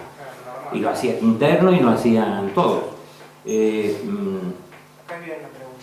No, yo quería comentar con respecto a lo que vos decías del tema de que nadie consulta, o sea, cuando vos te contratan, no consultan lo primero que es, o sea, cuánto me van a pagar, cómo me van a pagar. Y hace poco, en Facebook, hace unos meses, había salido una búsqueda de ilustradores, que eran más que nada ilustradores infantiles de España, creo. Y era una página, todo muy lindo, ya había fotos de supuestos ilustradores y diseñadores, y les cayeron tanta cantidad de mails, porque no sé si fue internacional o era solo en Argentina, pero hubo tantos ilustradores que tuvieron que bajar, o sea, vos entrabas un par de días después y no existía la página. Bueno, o sea, de España eran 1200 ilustradores que dijeron este concurso no se puede hacer, es ilegal. Bueno, de hecho... Pero acá yo conozco un montón de gente que mandó sin preguntar qué era lo que había que hacer. Le decían, buscamos búsqueda de ilustradores infantiles. Sí. Y nada, o sea, todos mandaban, y bueno, se saturó y nunca se supo qué quedó eso, si era real, si no... No sé si ¿vos estás hablando de un concurso? No, una búsqueda de ilustradores en Facebook. Una editorial que buscaba ilustradores. Pero una editorial... Ya sé, ¿cuál? Sí. No, ya sé, una que buscaba ilustradores. para que publicaran. O sea, los invitaba a publicar sin pagar. Eso era. Es que no decía nada, no decía... Si hablamos de lo mismo, no era así. Más que nada por el tema de la plataforma, digamos, decir, de Facebook, que pasa mucho, uno hablando de los derechos. Si uno ve, o sea, cuando uno se hace un Facebook y lee lo que dice el contrato de Facebook, muchas de las situaciones que uno sube ahora son de Facebook. Y las fotos no, son no de Facebook. son de Facebook. ¿Qué dice la abogada? O sea, no, Facebook la puede utilizar, no son de Facebook. No son. O sea, Las puede usar, pero no son. Las puede usar sin consultar, básicamente. A ver, un poco ordenado, vamos levantando las manos. Yo creo que lo que hay que tener cuidado por ahí con las plataformas online y los concursos sobre todo, por ejemplo, no me acuerdo si era Red Bull o que hubo hace poco un concurso y era de ilustración también, ¿no? Y vos veías una cantidad de ilustraciones y muchas veces, como dicen de los contratos y todo, creo que está bueno leer de qué se trata el concurso, qué pasa si yo subo una ilustración ahí, porque en esos concursos sí, muchas veces uno cede el derecho de la imagen que creó y esa imagen que creas que para ese concurso en particular no lo puedes usar para ningún concurso más, para ningún... entonces estaba... Y no te lo debo. Y hay que tener... El de Branca es así, el que está ahora de Branca, o sea, yo lo leí todo, que quería participar y no sé, o sea, dice que la imagen es... Pero ahí es lo que estamos invitando a hacer, a reflexionar un minuto antes de poner el dedo y digo, mando esto. ¿No? Decir, esto es sospechoso. Y no solo últimamente, eso, informar a la ADA, ¿no? Y decir, está este concurso, hagan algo, ¿no es cierto? Bueno, entonces la ADA... A raíz de esto, desde dibujantes trabajando, ADA, Foro, digamos, los que yo llamo dibujantes trabajando, pero porque somos los que ponemos ahí el cuerpo, pero también ADA, Foro, todos. Cuestionamos justamente, mandamos cartas por este tipo de concurso trucho que no es concurso, o sea o de convocatorias buscando ilustradores para que muestren su trabajo gratis. Bueno, hubo un caso de una editorial que hizo una convocatoria para ilustradores cuyo premio era la publicación de sus ilustraciones. Y eso hay 500. Esa es la que desapareció. Bueno, entonces, ahí volvemos al tema de agruparnos, ¿no? Cualquiera de ustedes, porque la verdad uno no puede estar en todo, mismo a las asociaciones se les escapa cosas. Yo me quedo pensando lo que se preguntó, qué es lo que hace falta, digamos, para armar una asociación, son los miembros. Nosotros somos quien armamos la asociación. Somos cada uno de nosotros. Entonces, te interrumpo un minuto. Sí. Quiero saber si eso necesita, además de todas las condiciones morales, digamos, una personería jurídica. Ada la tiene. Ada la tiene. Porque la asociación sin ese tipo de Exacto. asociación.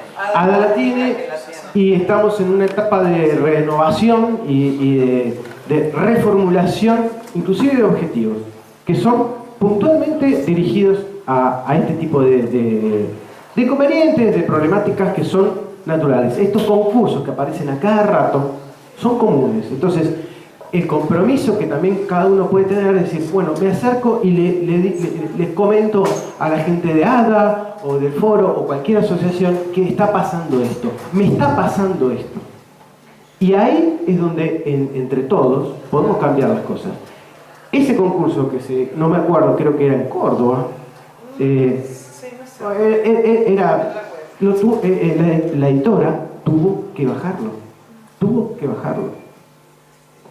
Entonces, de hecho nos enteramos por otro concurso en un importante medio de Córdoba, donde había un colega nuestro que era jurado.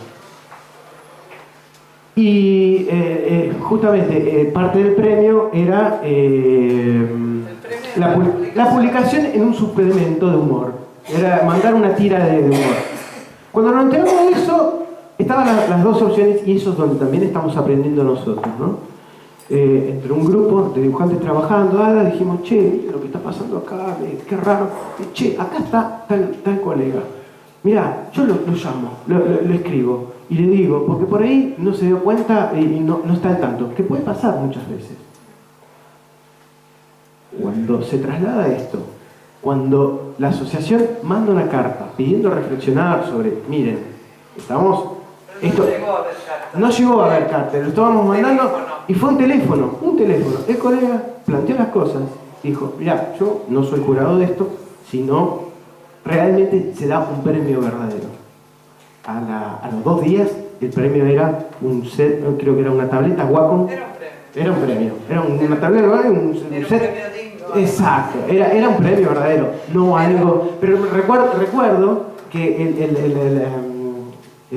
era una insinuación de premio, era una cosa que quedaba ahí dando vueltas y que no estaba bien claro. Algo así como grandes premios, pero premio sorpresa. Exacto. No te ibas a enterar si iba a ser una VIC. Claro. Pimienta negra por ahí. Bueno, es una batallita personal, pero hace 3 años o 4, cuando Clarín hizo el concurso de historieta, el primero, a mí me nombraron jurado y lo primero que hice es leer las bases. Y había cláusulas que no correspondían, entonces me bajé.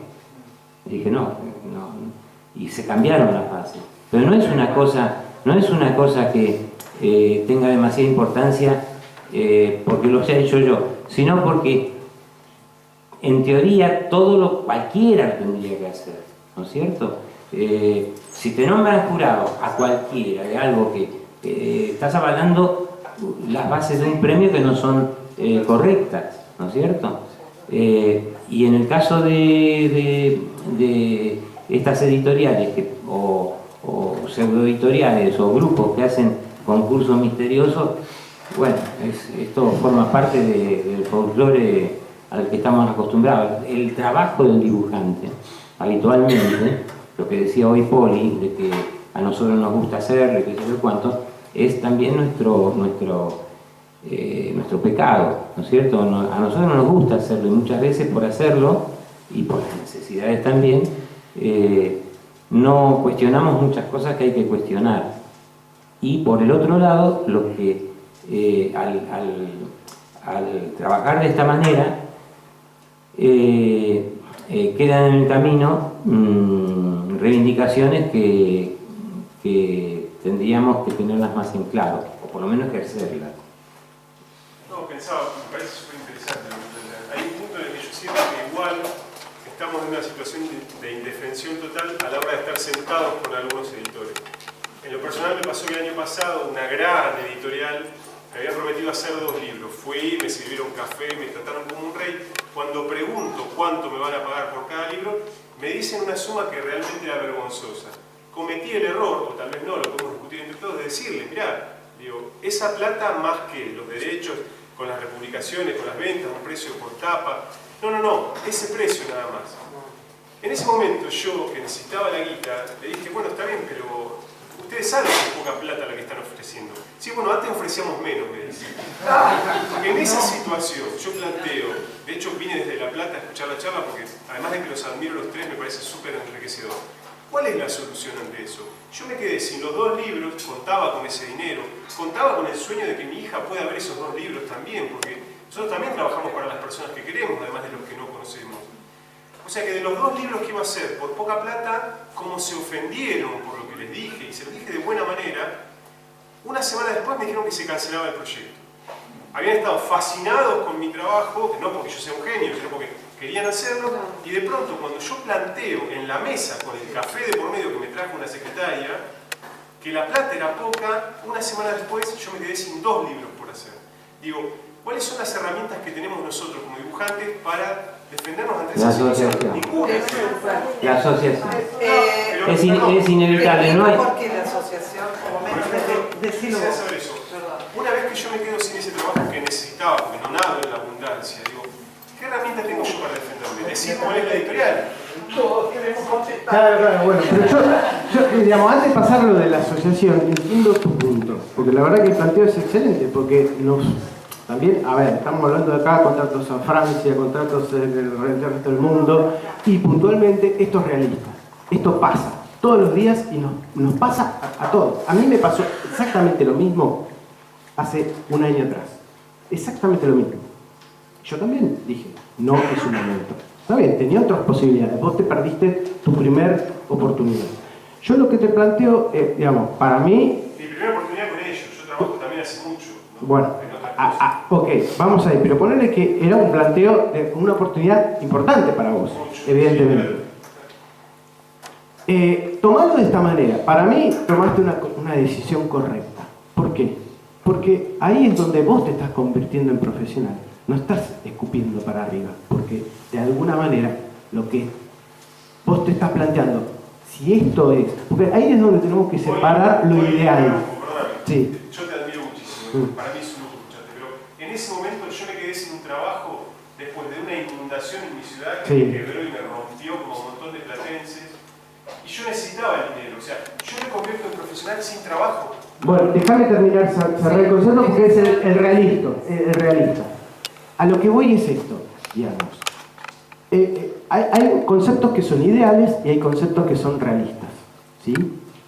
Obviamente todos tenemos que apuntar a lo ideal. Cuando la realidad, una inundación, la necesidad de pagar nos baja a tierra, también tenemos que considerar la posibilidad de que vos te hubieses clavado 2 o 3 meses trabajando gratis, ¿sí? Cuando quizás vos podías luchar de la misma manera, quizás no en esa oportunidad, sino para otra. Te permitiste, ¿por qué? Porque tampoco de alguna manera a vos te cerraba eso, porque de alguna manera dijiste que no. O sea, más allá del enorme esfuerzo que hiciste, ¿sí? Vos tuviste la dignidad de, a pesar de la necesidad, mantenerte fuerte en eso. Y es lo que hoy te va a dar fuerza para que, que sigas trabajando con eso. Es complicado. Yo lo que creo es que cuando él dijo la asociación, yo pienso lo mismo. Esta situación vos ya no la podés modificar, pero que otros sepan va a hacer que otros tomen la misma postura, aunque se caguen de hambre, porque la realidad es, nos pasa a todos eso. Y que valga la pena que existe. En cuanto, en lugar de 1, sean 5, y hacen mucho esto, algunos editores, de buscar el que cobre menos, el que haga más rápido, el que... Entonces van sacando, yo soy de las que están corridas, ¿por qué? Porque pido contrato, porque hincho las pelotas, entonces muchas editoriales yo sé que ni me llaman porque es cara o pide mucho o discuten. Bueno, lista negra por ese lado. Pero en la medida en que uno sigue ese camino, por más que yo digo, yo prefiero comer fideos durante muchos días o pocos fideos, antes que ceder. Me cansé de ceder. Y en la medida en que seamos muchos los que nos cansamos, esas editoriales van a tener que cambiar. El tema es que si nos convertimos en una asociación fuerte, si lo podemos compartir, esto se puede hacer desde la asociación, como decía él, con APIC. Carta, charla, teléfono. Yo creo que también mucho se cede cuando esos mismos editores, y esto creo que van a estar de acuerdo tal vez, invitan a los autores con la fotito, que está bien, que es maravilloso conectarse con los lectores en la feria del libro, pero son esos los carneros que también nos venden o nos dan los contratos leoninos que estábamos mencionando. Cuando vos decís los autores te referís a los escritores. Me refiero a nosotros, cuando uno va, no. ¿A qué otro? Cuando nosotros como dibujantes accedemos a ir a firmar libros en la feria del libro gratis, también estamos fomentando eso, porque el editor poniendo nuestra foto con nuestro nombre, lo único que hace es alimentar nuestro ego, cuando en realidad nosotros necesitamos alimentar nuestro estómago también, como decía Horacio, ir a la verdulería, pagar tal cosa, puede que eso después termine siendo más ventas. Para mí hay dos cosas, no sé, disiento un poquito. ¿Por qué? Porque creo que en este mundo en el que la cara empezó a funcionar como la de Tinelli en la tele y nos exponen a nosotros a esa situación, tenemos que hacer el trabajo de Tinelli y mostrarnos y ponernos ahí y que nos vean las caras, y mucha gente, ¿sabes qué? Le gusta que vos le dediques el libro, no otro, y se venden un poquito más de libros por ahí. pero no digo que es 100% cierto. Dicho sea de paso, los libros que se venden en salones de cómic o en este tipo de cosas no rinden derechos de autor, ¿eh? Es decir, lo que vos firmás dibujando en eso no rinden derechos de autor. ¿Dónde no? En España, por lo menos, en España no rinden derechos de autor porque son destinados a la promoción. Acá, bueno, cuando nos convocan estamos comiendo esos libros. Pero es algo que se ve que sucede a pequeña escala, como dibujantes, y a mayor escala como ciudadanos pasa lo mismo. Sucede, es parte del sistema en el que vivimos. Entonces, a mí, respecto a decir, bueno, ¿cómo defiendo? Y vos diciendo, bueno, la asociación es el camino. La asociación es el camino porque la asociación es el acceso a la información, es el acceso al núcleo de gente que vivió las mismas experiencias, que te puede proteger. Entonces ya ese es el primer paso. Después se puede ver el tema legal, etcétera, etcétera. Pero la información es la clave, digamos, para solucionar cualquier tema. Es un proceso, no es de hoy para mañana. El tema de la asociación es juntar gente que además tenga una identidad de objetivos y que sepan qué es lo que van buscando en una asociación. Si es lo que decía, si van con la idea de entrar en una asociación cultural, un ateneo cultural, mira, no es el sitio. Este tiene que ser un sitio que tenga esas bases, ¿no?, de docencia, defensa de derechos e información, ¿no?, y asesoramiento. Lo que decía Abalay, yo tengo un dicho que me resulta, forma parte de mi vida, ¿no?, que es el tiempo da y quita razón, ¿no? Entonces, vos has hecho lo que correspondía, después te patearon. Bueno, desde un punto de vista ético, uno sabe de qué lado está la razón, ¿no es cierto? Entonces, es lamentable que del otro lado la ética se la pasen por allá y te haya pasado lo que te pasó. Pero si hubiera una asociación, si la asociación estuviera con la suficiente fuerza y nucleando mucha gente, tu posición hubiera tenido una publicidad o una difusión que por un lado verías que estabas apoyado y por el otro lado había un paraguas para el resto del colectivo. Yo creo que estaría bueno eso, que los editores también se cuiden. A los editores jamás se van a cuidar, los editores ni lo piensan, los editores no se van a cuidar. También estaría bueno que nosotros nos pongamos ese respeto, ¿no? Sí, pero eso no nos es... están haciendo un favor, sino que nosotros, como decía vos, trabajaríamos de igual a igual para que ellos ganen plata, nosotros ganamos nuestros libros y todos... Mira, otro dicho que me gusta es con el andar del carro los milones se acomodan. Es bueno, es de un disco de los redonditos, Pensé que era tuya, ¿no? De milones que dibujaste. Una consulta que va de la mano del tema de la pauperización y el hecho de siempre vamos a tener a alguien que pida menos. Y es algo que pregunto desde la total ignorancia por haber trabajado en estudios de animación y para agencias de publicidad. En un libro, por ejemplo, que se publica en Argentina, ¿los autores tienen que ser argentinos? No, y lo pregunto por esto, porque en estudios pasaba que diseñador de personajes, y bueno, hay un flaco en Perú que por 2 mangos te lo va a hacer, o en Indonesia. ¿Y qué defensa hay con eso? Bueno, ¿qué defensa hay con eso? Por ejemplo, ayer Altuna en la reunión decía, por ejemplo, que si nos contratan de España, antes de aceptar cualquier contrato, consultemos a API más o menos qué tarifas están manejando ya, como para no ser competencia de leer, por ejemplo. Claro, pero en ese caso solo recaería la responsabilidad en aquella persona que están llamando para ver cómo están las cosas en Argentina. Claro, sí, la responsabilidad es compromiso que cada uno está regulado. Claro, el tema, ¿y qué se podría hacer con eso? Me parece importante porque pensamos globalización y personalización. Perdóname, el tema es primero asociarse acá, Argentina, ¿no? Después, en España hay 6 asociaciones En total somos 1.200, pero nosotros a su vez estamos en el EI, que es el European Illustrator Forum, que agrupa a las asociaciones de gran parte de Europa. Mi sueño peregrino es hacer la iberoamericana o hispanoamericana, ¿no? Que además nuclee a todos los autores.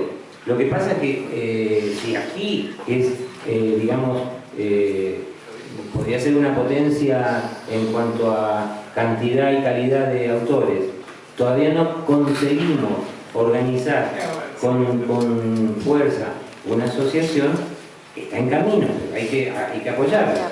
Es muy difícil establecer ese vínculo así intercontinental, pero todo eso, el camino siempre es la asociación.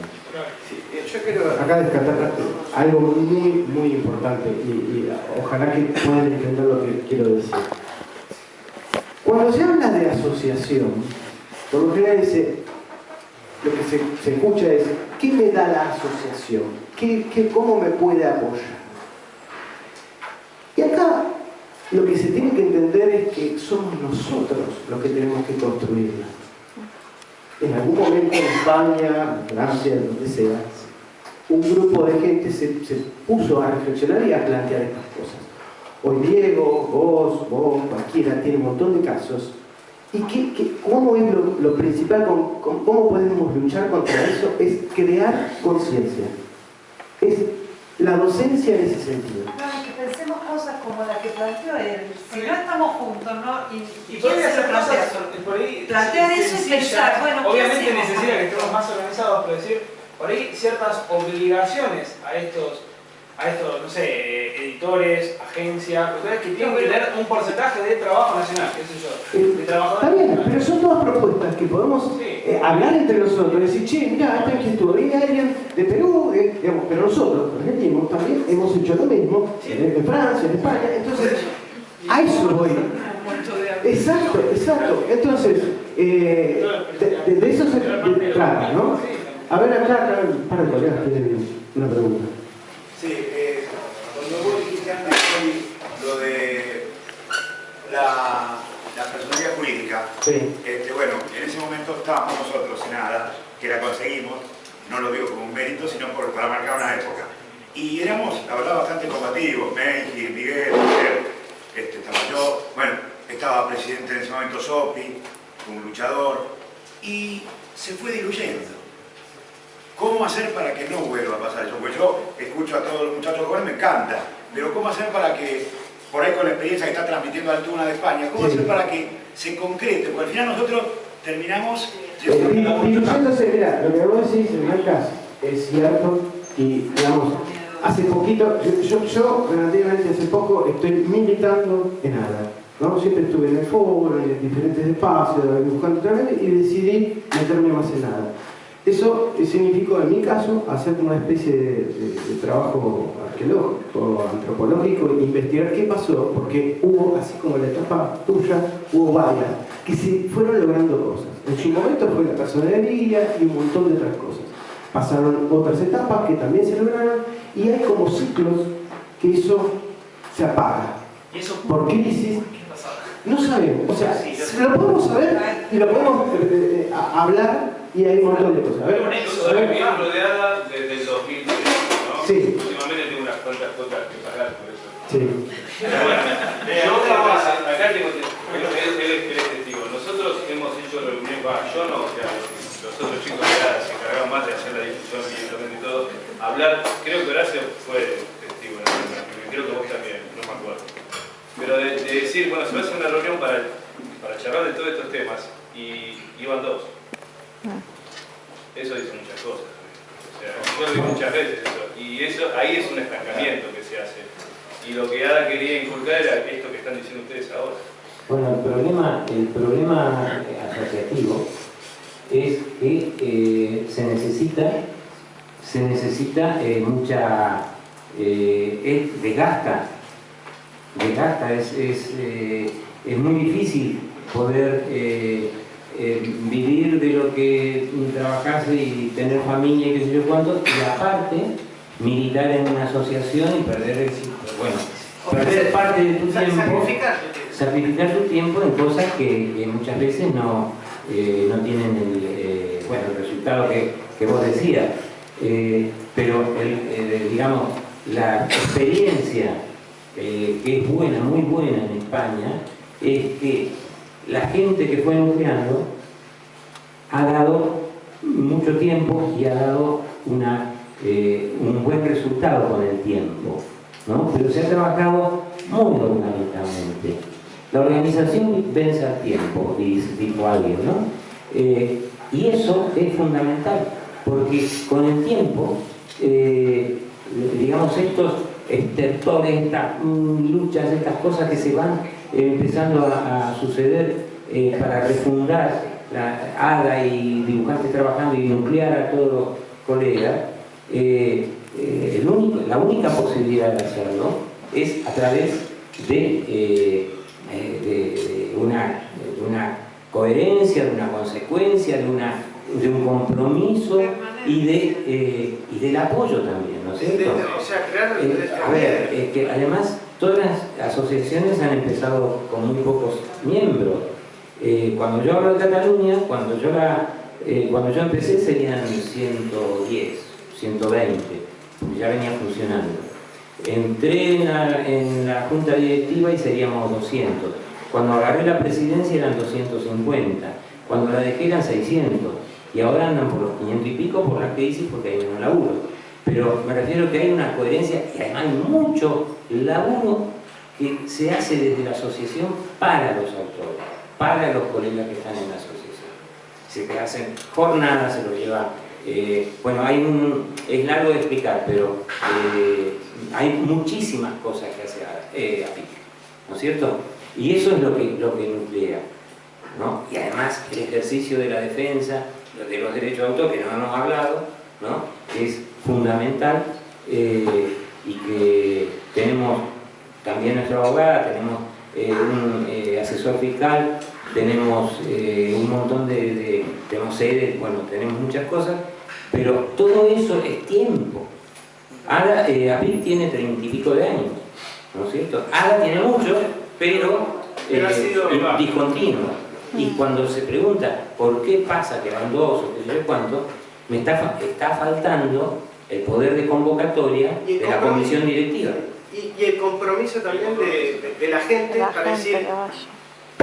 Porque esto es importante, el compromiso de los que se acercan a decir, bueno, yo voy a una reunión y no pretendo que 2 o 3 hagan todo por mí. Si yo quiero opinar, si quiero... O sea, se trata de ser activos. ¿No? ¿Qué puedo aportar? ¿Qué puedo aportar? Quedan 5 minutitos, no sé si querés cerrar con algo.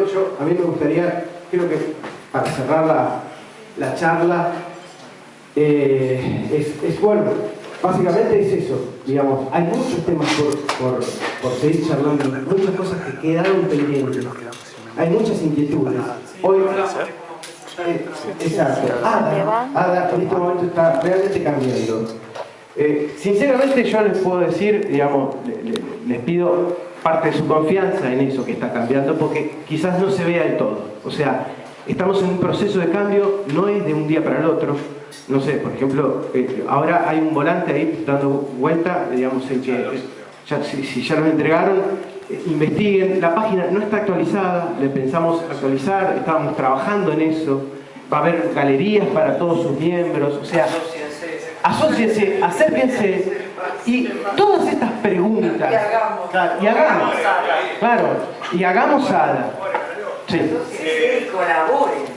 Sí, además nosotros nos reunimos cada 2 miércoles, pero no hace falta que vengan a todas las reuniones, porque muchas veces se necesita trabajo por ahí que pueden hacer desde su casa, desde la computadora.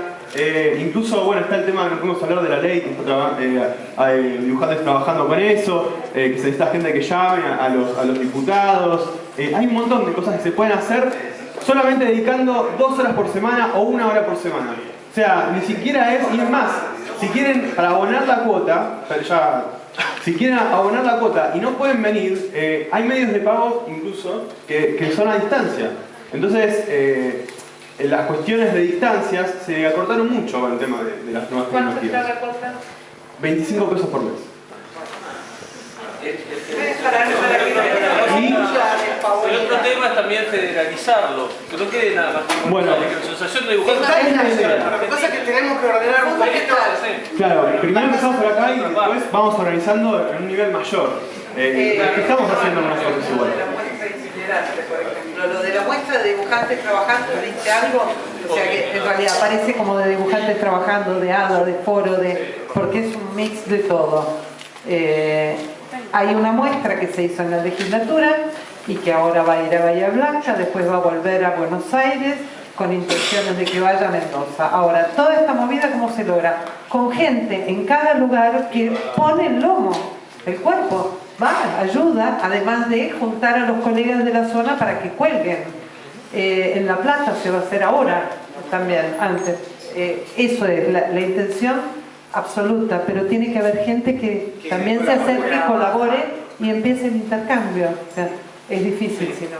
Una cosita también para ir cerrando, digamos, esta es una charla que digamos, se planteó desde ADA con participación de gente del foro, digamos, y otras asociaciones o agrupaciones, y la idea es continuar con esto. Estén atentos, estén participando, difundan, sean docentes con nosotros, o sea, salgan de acá con todas estas inquietudes y hablen de nosotros. Sí, y una cosa que también sería importante es, por ejemplo, que ustedes mismos propongan temas a tratar en estas mesas, ¿no es cierto? Porque hay inquietudes y hay problemas, como el Avalay o como muchos otros, y que hay, o cómo presentar un trabajo, cómo presentar una carpeta, cómo hablar con un editor, cómo leer un contrato, todo ese tipo de cosas, bueno, pregúntenlas, propónganlas y se harán. No solo eso, sino, digamos, a ver, una cosa es acercarse y traerlo, pero ¿por qué estábamos hablando por qué desaparecen y se diluyen estas acciones? Porque, desgraciadamente, hay mucho más casos de gente que acerca su inquietud esperando que se le resuelva. También necesitamos compromiso de acercar su inquietud y ponerse a trabajar juntos. Porque hoy somos 5 gatos locos. Mañana seremos 10, 100, 200 e iremos creciendo. Necesitamos el compromiso en ese sentido.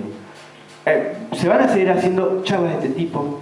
En el mes de noviembre, les vamos anunciando, vamos a hacer una movida muy grande en ADA. Se va a hacer, el 10 de noviembre es el Día Dibujante. ADA está proyectando hacer un homenaje a 5 destacadas personalidades que, digamos, necesitamos darle ese reconocimiento como trabajadores del lápiz. Y va a ser una buena oportunidad no solo para juntarnos, sino para, estamos pensando lanzar un premio para el año que viene, un premio ADA, en varias categorías que están relacionadas con todos con el sector, y hay mucho movimiento en ese sentido. Queremos siempre, va a haber vino, va a haber obviamente todo lo anexo, pero también va a haber mucha actividad y necesitamos que colaboren, que se acerquen y que participen. Oye, ¿lo de noviembre dónde va a ser? El 10 de noviembre ya está confirmado, se va a hacer en el Museo del Humor. Va a haber inclusive una subasta que vamos a hacer para recaudar fondos, no solo para comenzar a darle forma estructural a ADA, sino para fondos que requiere dibujantes trabajando. Entonces, lo único que le estamos pidiendo es eso, que se acerquen y colaboren en lo posible cada uno de su lugar.